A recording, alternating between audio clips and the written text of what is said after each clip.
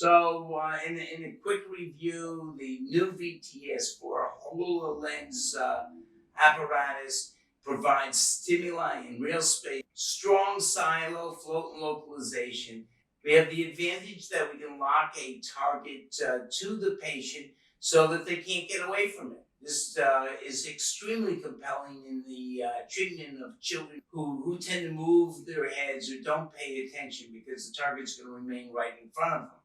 On the other hand, with a quick change, we can lock the target in real space and have the person move in. As mentioned before, we have eye tracking, finger touching, so we can really know exactly what's happening in real space. Augmented virtual reality, as I mentioned, is adding virtual objects to the real world. In this display, you see that the right eye is seeing one of the images, the left eye is seeing the other images. They're put back into the brain to create retinal disparity or various vergence angles. So we can really know exactly what's happening in real space. We can change horizontal and vertical vergence on a fly.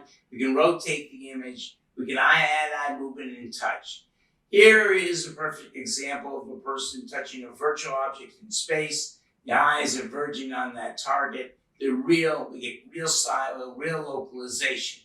In addition, we can use our traditional first, second, and third degree targets in the real world.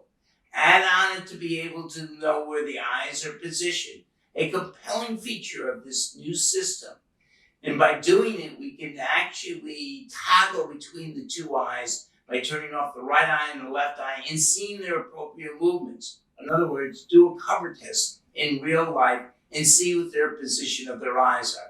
The use of eye movements is extremely important in determining subjective or objective angles and knowing exactly where the patient is fixated. We have two ways of looking at this. One is by looking at the screen and the actual position of the eyes, and second at the fusion indicator. The fusion indicator responds when the eyes are matched in position to where the targets are being projected. Well, this obviously gives us a very strong way of being able to both measure fusional amplitudes and treat fusional amplitudes. Because for the first time, we can use the objective position of the eyes to determine when our patients are fusing. The system automatically matches both where the image should be and where the eyes are to determine if there's fusion. We can determine breaks and recoveries. Great for the child who does not give reliable information. This is an example out of the Hololens of a patient who is undergoing divergence measurements.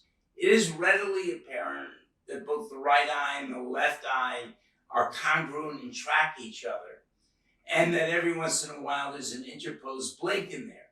In addition, it is readily apparent that we can see the position of the eyes accurately to determine both divergence or convergence, which are obviously larger in amplitude.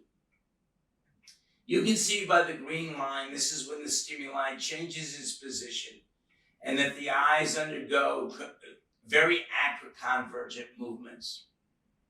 The VTS4 HoloLens system is a tremendous improvement in being able to produce three-dimensional targets in real space.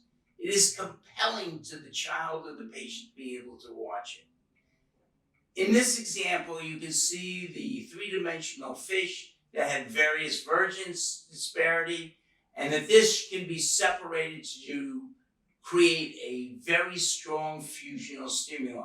The rocket ship with its motion is also extremely compelling.